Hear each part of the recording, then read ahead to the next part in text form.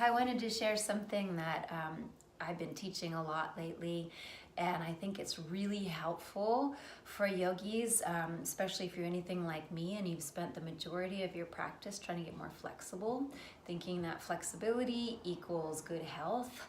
And then finding many years of doing that. You know, for me it was a good like 16, 18 years of just trying to get more flexible.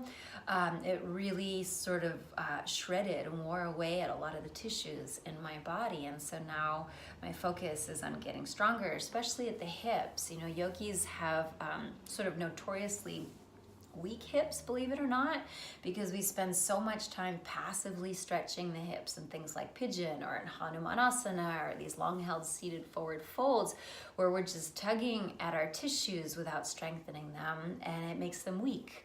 And so if you find like you have knee pain or you have low back pain, very often it could have something to do with the hips. Or you know, if you're a runner and you get runner's knee, maybe it's because you don't have strong hips, and especially the hip rotator muscles. Those are really important, and in yogis they tend to be really quite weak because all we do is stretch them without strengthening. And so this is something that comes from Kinstretch. I've adapted it a little bit from Kinstretch. That's really helpful. I'm going to show you the sequence here so you can see me. So you start 90-90. I have my left leg forward and my right leg back, and they're both bent at 90 degrees. I'm going to take my hands, make fists, thumb in the middle, fingers wrapped around the thumb, keeping a little bit of flex in both feet, and just leaning forward. And you lean forward and you feel this all fire up. All those rotator muscles of the hip really awake now. So yes, stretching, but strengthening as well, stretching and engaging,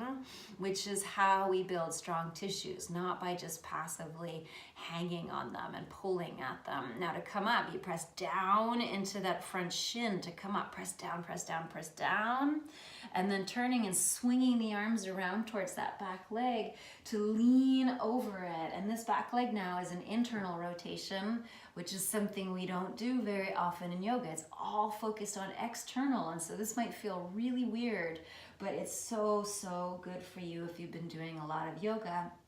And then coming back, and you can relax the arms anytime you need to. This time you're gonna go all the way into your full range of motion and really fold over that leg. Just let yourself sort of like flop, and then reach your fist back and come up just an inch.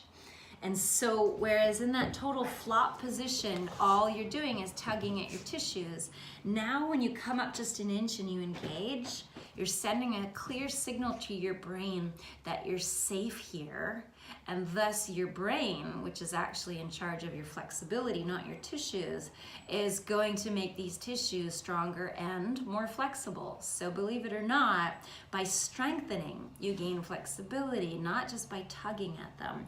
And then press down to come all the way up.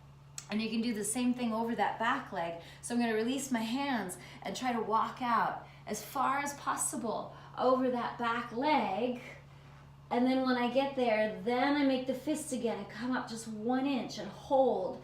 And so going to the maximum mobility, range of my mobility, and then coming up just a little and engaging is strengthening the tissue while you're stretching it.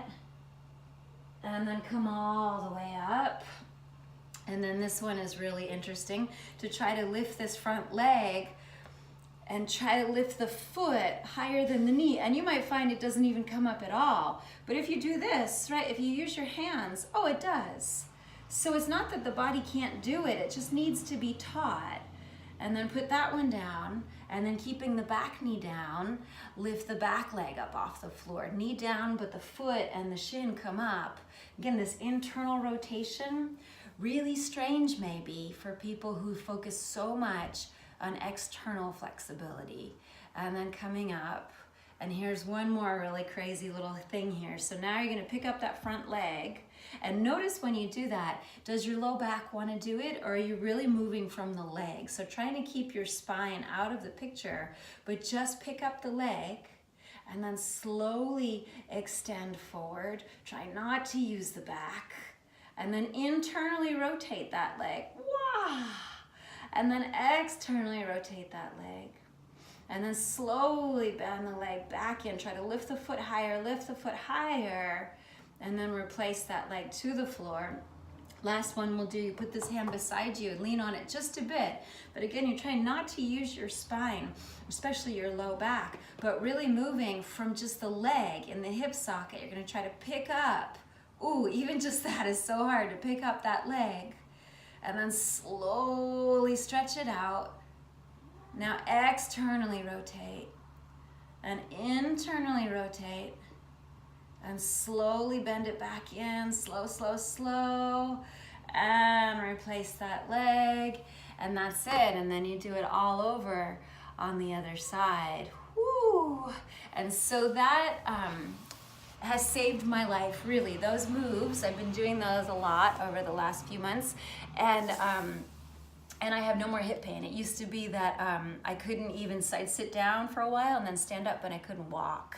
And it was because of my yoga practice, because of so much flexibility. And so doing that, I hope, helps you as much as it helped me.